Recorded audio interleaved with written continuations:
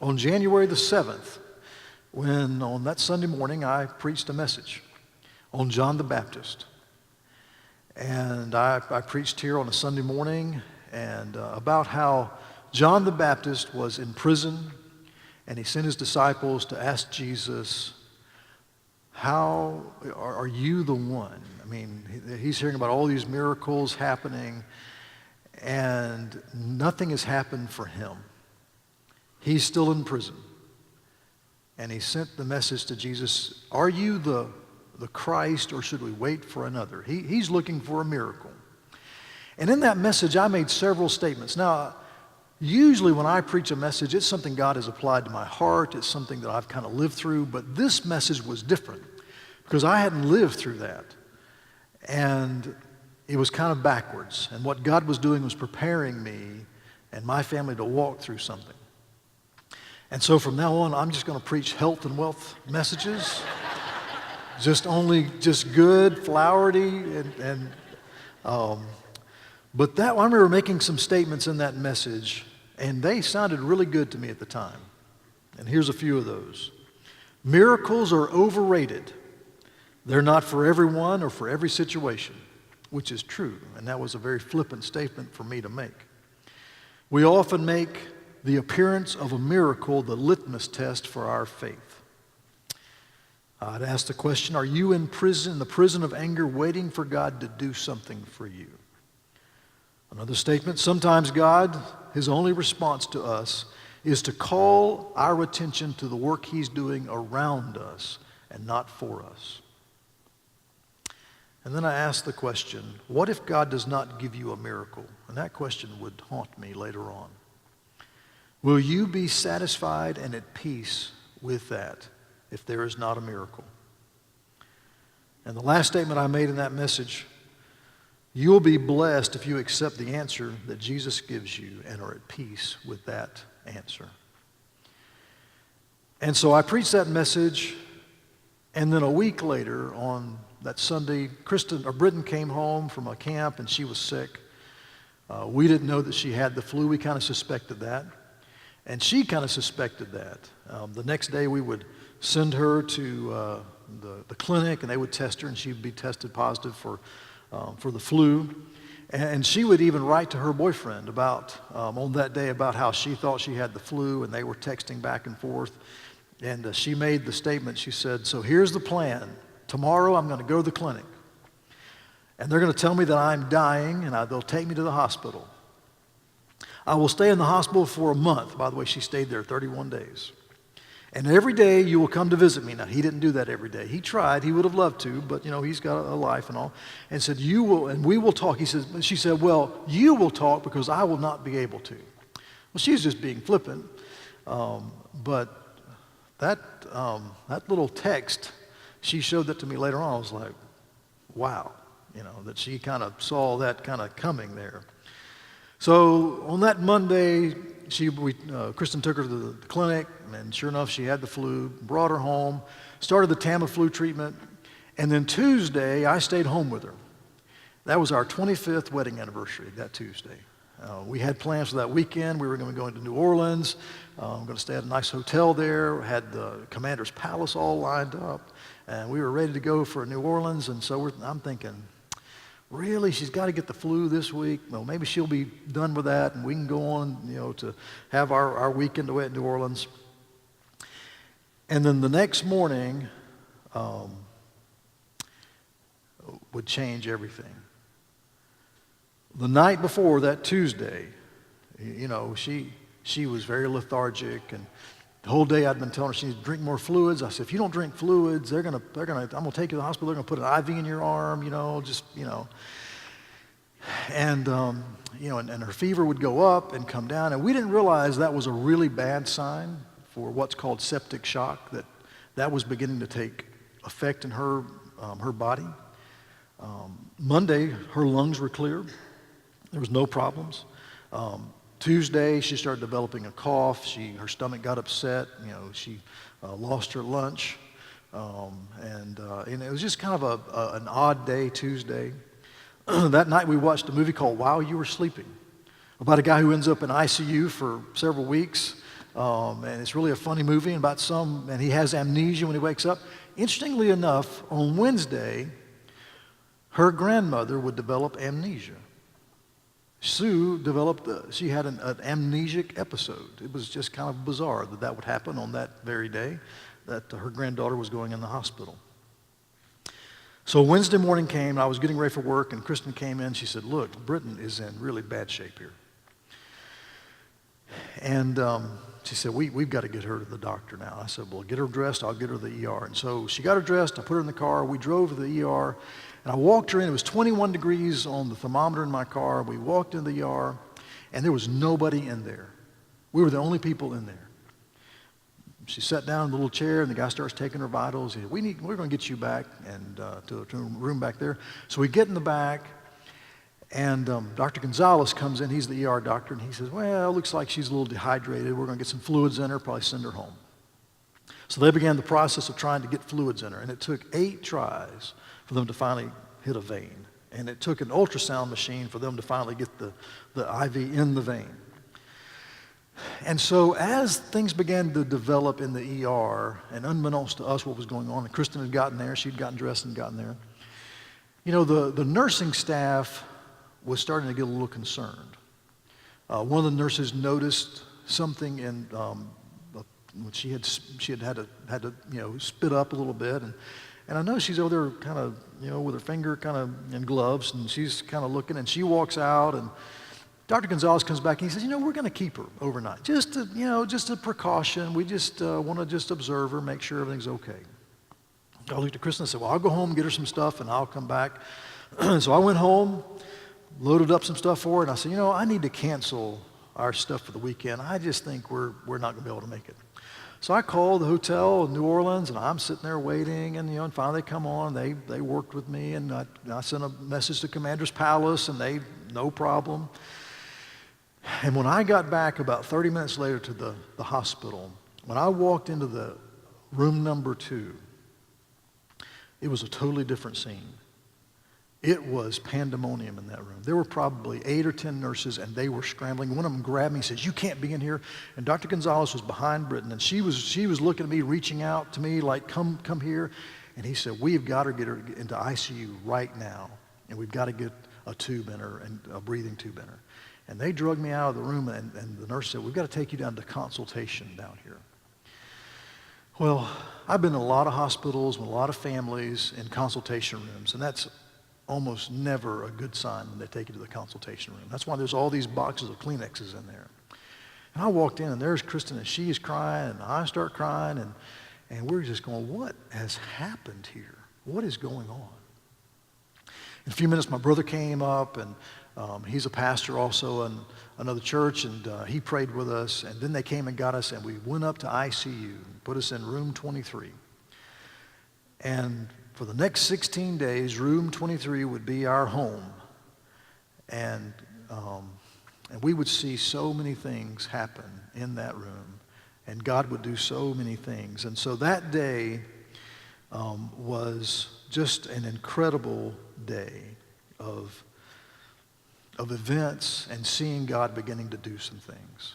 That's where we met our first nurse that we would really get attached to. Her name's Melania, and she's here tonight. She's from South Africa, Melania de Klerk. I asked her if she was kin to F.W. de Klerk. She said she wished, but there's a lot of de Klerks in South Africa.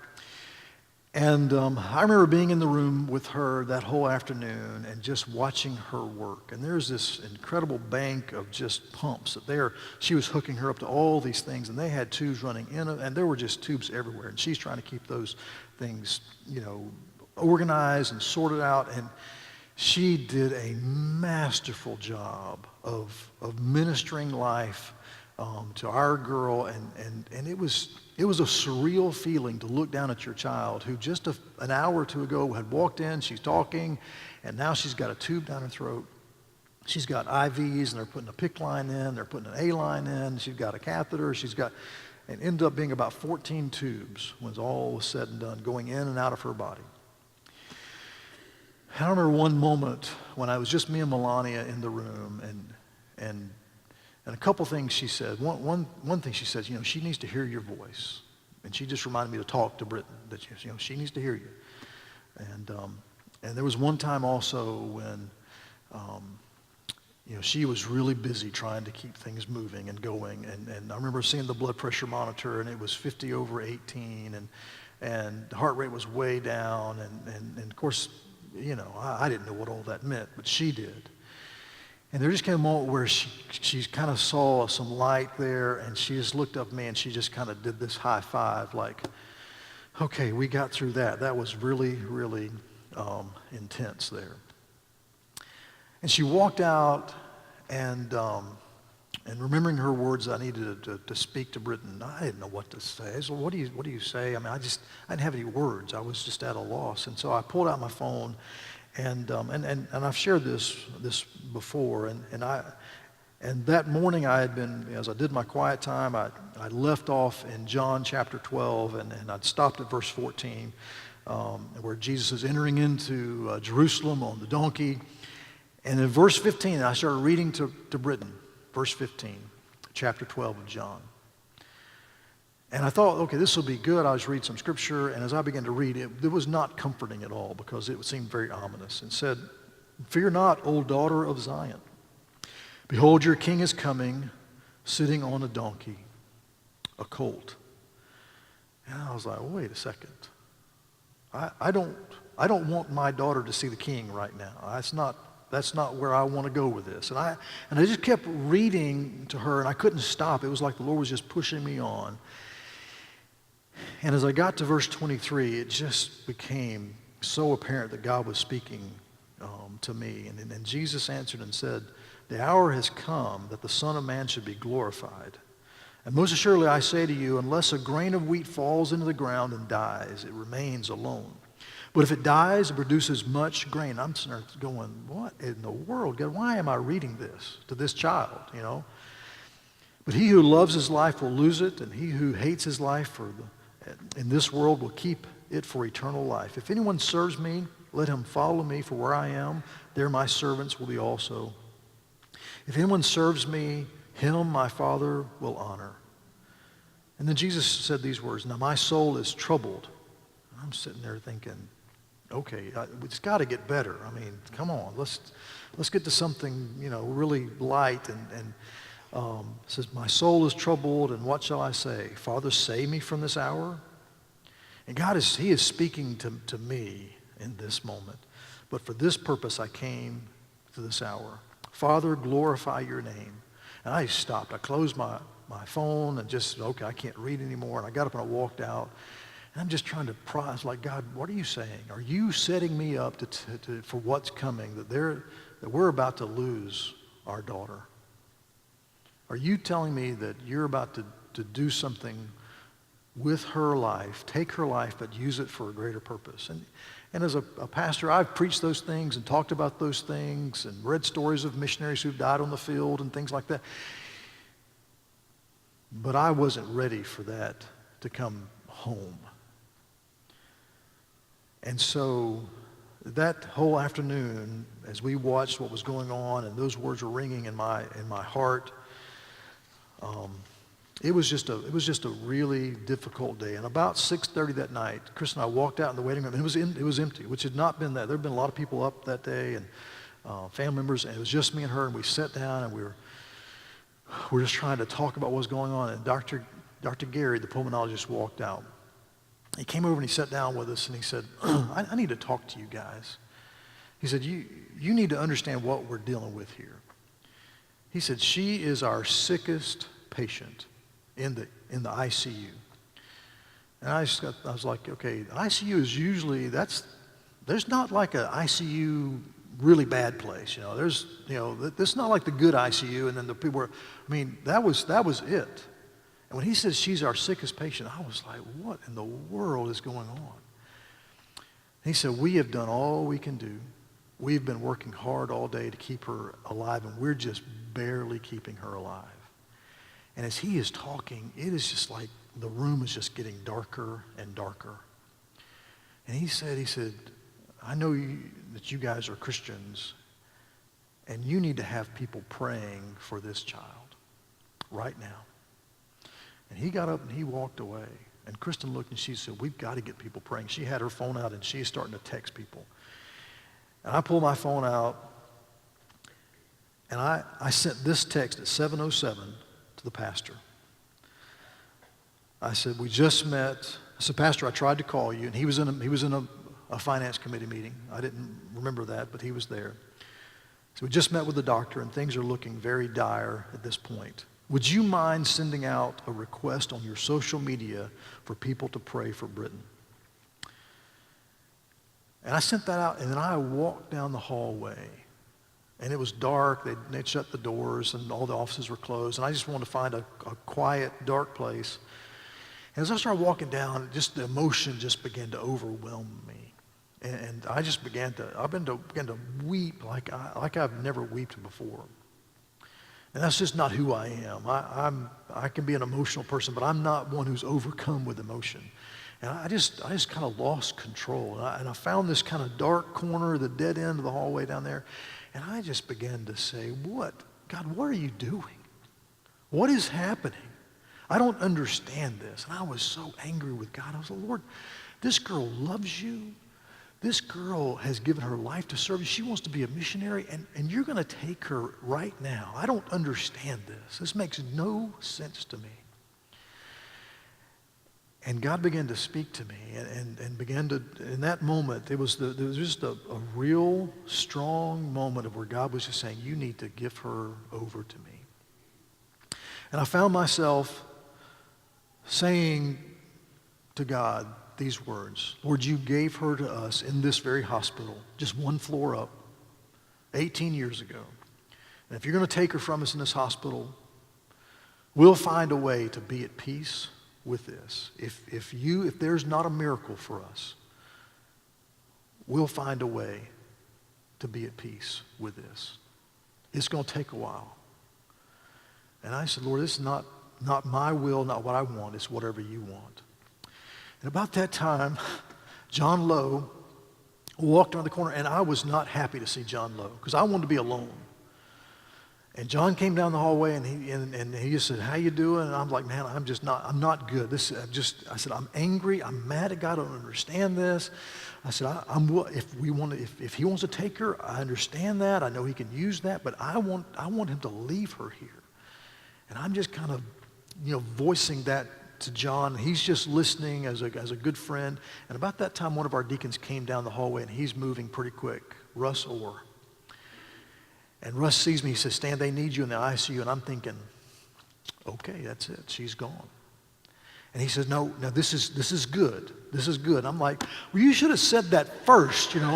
Don't do that. And so a word to, if you've got to deliver a good message, tell people it's good. Okay, now they want you back there. And so I walked back, and really all day long in the ICU, it did not, we just never had a sense that they were ahead of the situation. They were chasing so many things in her body. Her kidneys had stopped working. Her liver had stopped working. Her lungs had filled up. A septic shock had set in. And her blood pressure was way down. Just all day long they were chasing things, and they were giving her one medicine for this, another medicine for something else. And it just seemed that there was not a sense of control. It's like watching a flight crew on a plane. As long as they're okay and they're happy, they were good. When they start strapping in and doing this number and and asking, is there someone who can pray on the plane? You're in trouble. When I walked back in, and I saw Dr. Garrett, he's kind of leaning on the counter, and he sees me. He said, she's awake, which I was shocked. And then in my mind, as a preacher and as a guy who's been in those situations, I've seen patients rally just before they go. I've seen that many times. I'm thinking, okay, God, is this the light bulb getting bright before it goes out? And Dr. Gary says, I think we've kind of hit the bottom here with the numbers. He said, I think we've seen them begin to come up. And I walked in, and Melania's there, and other nurses there, and there was just a peacefulness in the room. And her eyes, and I've never wanted to see her eyes more than in that moment. And from that moment on, we began to really see. Now, it was 30 minutes from that point, from when the pastor sent out that text to people to begin to start praying. And people began to pray. and things began to happen. And every time we would put on Facebook or ask people for prayer for a specific need, we would see things happen. It was incredible. I shouldn't say it's unbelievable because that's just a statement of my lack of faith. You know, we know our God works miracles. And when we began to see God do things, and it was amazing to watch his hand because we were so powerless. And God began to work, and he began to use this incredible team of doctors and nurses and technicians, and he began to work through them and give them the wisdom and remind them of their med school training and help them. And we began to just see things happen in her life. And it was an incredible day, you know, and the waiting room began to fill up, and people began to show up, and some of the deacons had come up from their meeting that night in the finance committee and with the pastor, and they prayed with us, and we kind of closed that first day out with this sense that God was at work and that he was going to have the last word on all of this. And that began a 6-month or 6-week process that brings us to even today. We're still not done. And Britton's here tonight, and we're so thrilled that she's able to come to church. She's got still a lot of weakness and a lot of room to grow, and they've told us that it's going to take months, maybe even as much as 18 months before she's back to where she needs to be. And so the next 6 weeks, we would see all kinds of things happen. 16 days in the ICU, 9 days would be on the ventilator itself, and of course they couldn't keep her asleep. They would give her all kind of medicine and try to keep her out. And she's one of those people. She wants to know what's going on. She wants to know what the plan is. She wants to know, and she wants to know everything. And so they couldn't keep her asleep.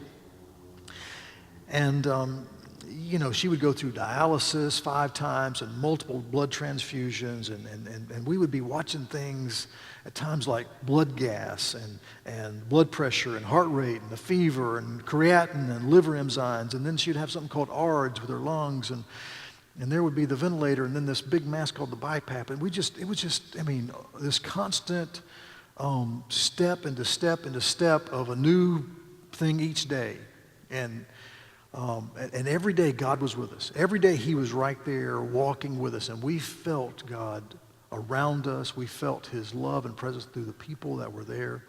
The waiting room would be filled at times with family and friends. And Bobby and John Lowe, they became like the floor generals there for a couple of weeks in the ICU waiting room. They would be organizing things, and they had a banner put out there for people to sign, and they would remind us of who came and brought food, and they'd get their names, and they were phenomenal ministers to us during that time. And we saw so many incredible things happen. And there were heroes in the ICU. Melania is here tonight, our first nurse. Jessica is here as well, and another one of the heroes. And Jessica would become fast friends with Britton. She'd, come in and call her Chica and remind her that she's going to make it, and just, keep her chin up. And there were so many nurses who would come in and just befriend her and do kind things for her. When you're on a breathing tube for days and days and days, your hygiene goes out the window, and it becomes almost intolerable for the patient. And they would find ways to make the intolerable tolerable. People like Anita and Rachel and Tessa and Ben, and Brittany and Stacy and Chad. Chad was her first male nurse. And I remember seeing her eyes get wide when he walked in and said, "I'm going to be your nurse tonight." Well, I can't tell you what she said to me when he walked out. But I had to go have a conversation with Chad about taking care of a young, 18-year-old patient, And he's like, "Oh, don't worry, I've done that many." I was like, "Well, you've not done it for this one, okay?" And she's concerned about that, and she's, And of course, he ended up becoming a buddy of hers, and of course, she liked to aggravate him. But he was a very conscientious nurse who really looked after her. And one of the darker times, I think it was his first night, they had to put the tube back in her. We got the call at 4:15 in the morning from my sister-in-law who was spending the night with her, and she said, they've got to put the tube back in her. She'd fought so hard the day before of trying to stay focused on her breathing, and so we got there just after they got the tube in, and she was so angry. I mean, they had her sedated, but she was fighting and fighting. And for some reason, I can speak to her, and she calms down sometimes. A lot of times I can get her riled up. And I just said, look, honey, you've got to let the machine work for you. You've not lost the battle here. They're just giving you a chance to rest. I told her, I said, look, I need the princess and not the warrior right now. Because she was in full battle mode. I mean, she was still wanting to fight, and they knew she couldn't keep fighting. Those were some dark days, but there were all kinds of heroes. And I tell you, the greatest heroes for us have been people who have just prayed for us. And they have just lifted our family up in prayer. People who we've never met before, people all over the world. I mean, there were people from just all kinds of different countries, Nepal, China, Israel, India, South Africa, Canada, Australia. Some of these are our friends. Some of these people we've never met, Turkey.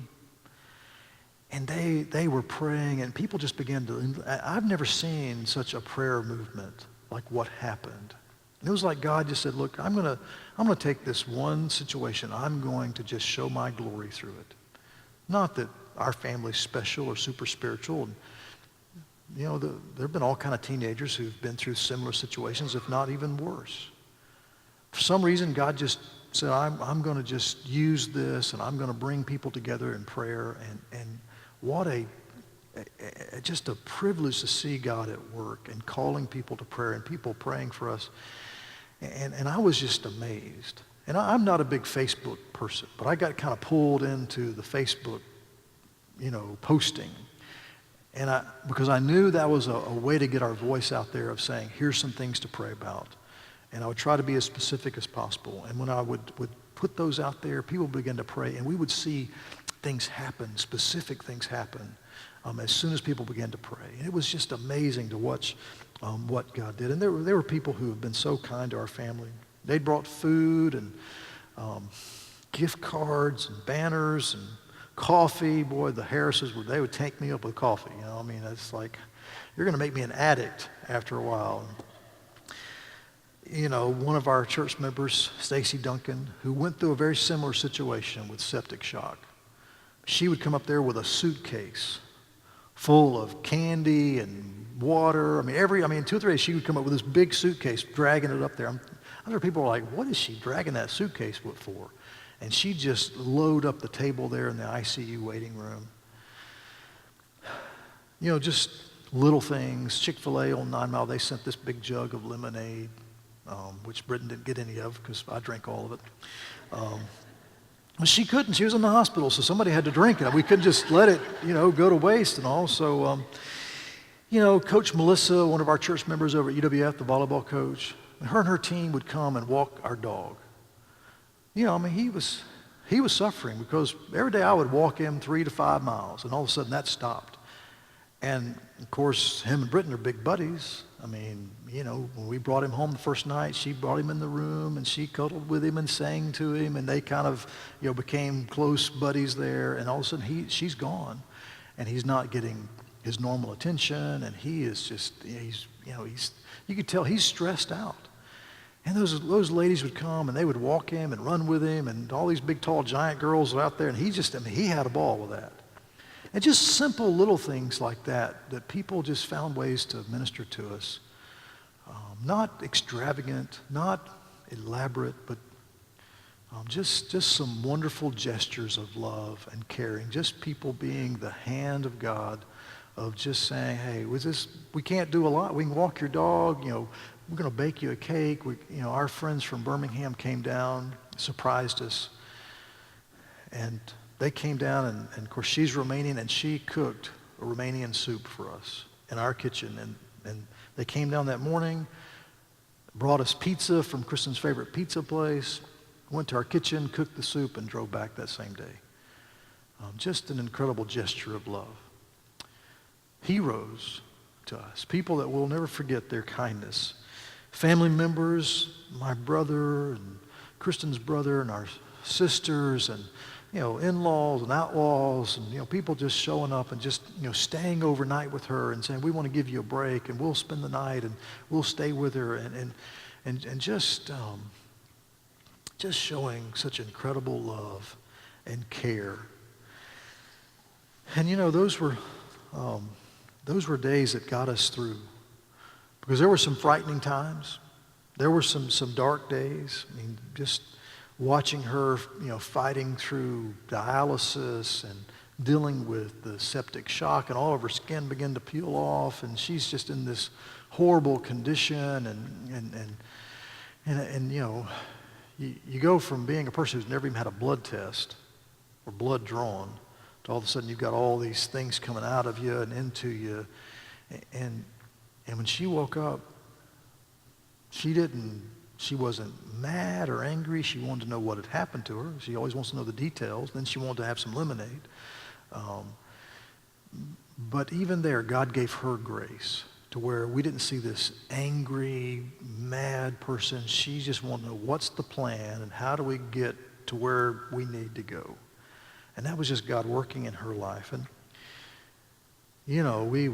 we'd take her home twice and 2 times bring her back to the hospital. And those were hard days when we had to take her back, because you could see the fear of her having to be put back in the ICU and on the ventilator or the BiPAP, big mask. A lot of anxiety there. The last time we brought her to the hospital, because of fever and heart rate, she was so anxious about that. And we were heartbroken for her. And that last time in the hospital, though, I saw a difference in her. I saw a patience come in, a maturity come into her life, to where she was like, okay, I'm here. God's got me here for a reason, and I'm okay with that. Because there would be days I'd be told, look, if you give up, I can't take that. I can take anything but you losing hope. And there were days it was obvious that she was done. She just, and the nurses would come in and say, we're not, you've got to keep fighting, you've got to keep trying. And those were dark times, but what got us through was the grace of God and his good people coming along around us and beside us and helping us and encouraging us and sending us notes on Facebook and little cards in the mail and just dropping by the hospital to say, hey, I'm not going to stay long. I just wanted to say hello and we're praying for you. Those were days of setback and fatigue and frightening days, but days we knew God was with us. And there were some victories, a lot of victories, a lot of miracles. I mentioned every time we would ask for prayer, things would happen. We saw people who would message us and say, hey, we've got people who have never had any interest in God whatsoever. They're asking about this. They're wanting to know about this whole Christianity thing and about, is God real? And we've gotten open doors to share our faith like with these people. We've never even had that before. So we had people all over the world praying. And I remember one day, it was a Sunday. It was the second Sunday that she was in the hospital. And it was, maybe it wasn't the same. It was a couple of Sundays after that. And that's the day that Bob O'Shields went into the hospital. And Pastor asked me to go see Bob that morning. And so I drove over to Baptist Hospital. And I walked up, and there's the doctor talking to Wilma. And it's very obvious that he is giving her very, very grim news. And, Bob was her second grade teacher here at the church. And he loves our children. And he was so kind with them. As I sat down with Wilma out in the waiting room, after she had talked to the doctor, she said, I remember your message that you preached about miracles. She said, I just don't think God's going to give us a miracle for Bob. She says, God gave us such a beautiful day yesterday. We drove all over the South, just went all through Mississippi and Alabama, and it was my birthday. And we had a phenomenal time. We laughed and cut up and acted like kids and just had a beautiful time. And we got home, and 10 minutes after we got home, Bob had a stroke.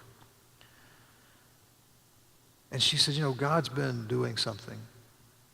Bob had shut his business down just a few weeks ago, had given all of his clients away, and we were getting ready to put our house on the market and move back to Arkansas to be with our kids. And it was like she knew God had been preparing them for this moment. And God gave Bob that beautiful day. And a few weeks later, on February the 18th, I was going through some messages on Facebook. Facebook's got all kinds of different ways to communicate. And I found another way that people try to communicate with me, and I realized there was all these messages that I'd missed. And one of them was from Bob O'Shields on January the 18th. Just a few days before Bob would pass away, Bob wrote and said, "We're praying for our special girl." And just to see, even from the grave, Bob O'Shields was still speaking encouragement to our family. What a miracle for us to see that. That God, he just let that message just kind of simmer on the back burner until we would need it and could see it. Because if I'd have seen that the day that, Bob sent it, that may not have meant near as much as when I saw it a few weeks later. And I knew where Bob was. He was with the Lord. And that was a special message that God gave to our family from a dear friend. Well, I want to close tonight with the statement Britton made when she first came to and they took the tube out where she could communicate. Now, before she could talk, she was able to write some. Now, you've got to understand, me and Britton share a similar form of dyslexia, and we don't spell really well either. And so she would try to write to us, and so here's this child who can barely move her arm trying to write to us, and she's dyslexic and can't spell. And we would try to interpret what she would say to us. And so when we could finally hear her voice, that was a magical, tremendous moment for us, just to hear her voice again. And of course, her first words were, "What happened to me?" She wanted to know what had happened. And one of the doctors was in there, and she said, she looked at him and said, "Am I going to make it?" And he kind of smiled. He said, "Yeah." He goes, "I think we've got a survivor here." She said, "Well, good. I want some lemonade."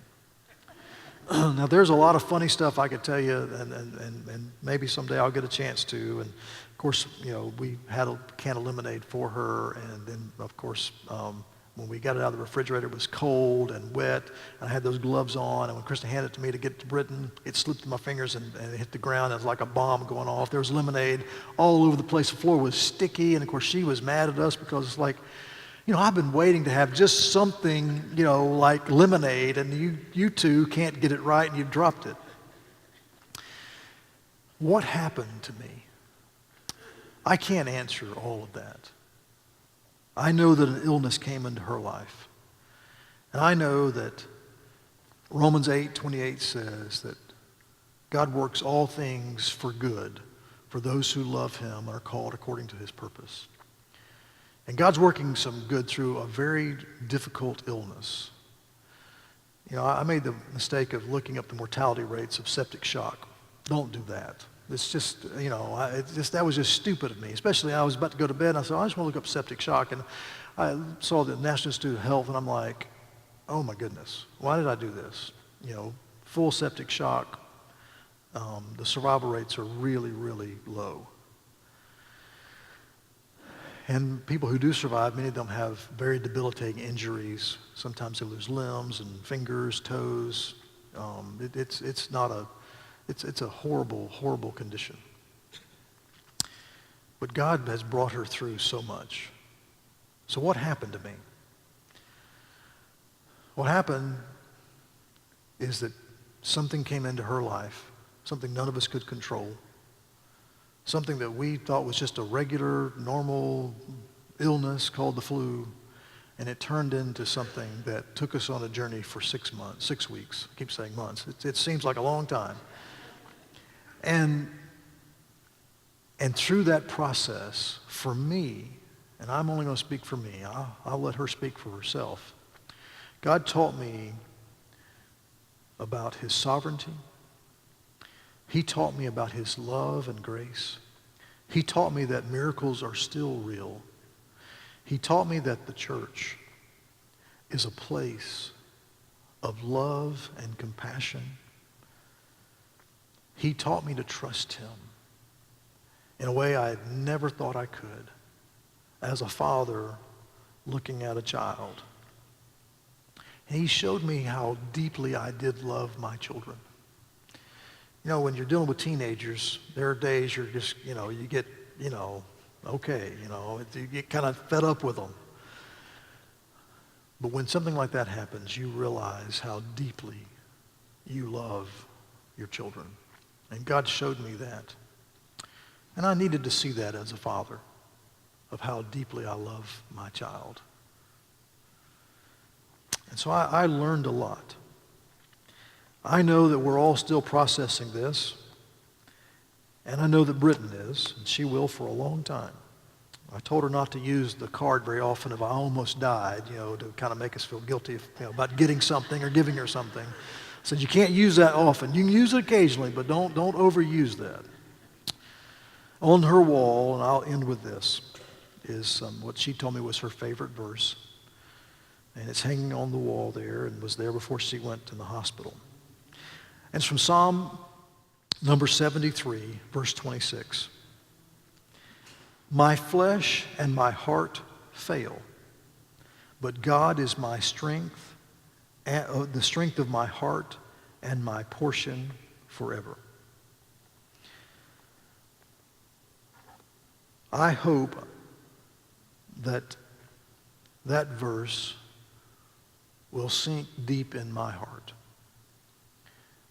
And that whatever I face, I will go back to that verse, no matter what happens. If it's my own body that fails or if another loved one, I have to deal with that. That I can say, even though my flesh and my strength fail, God is the strength of my heart and my portion forever.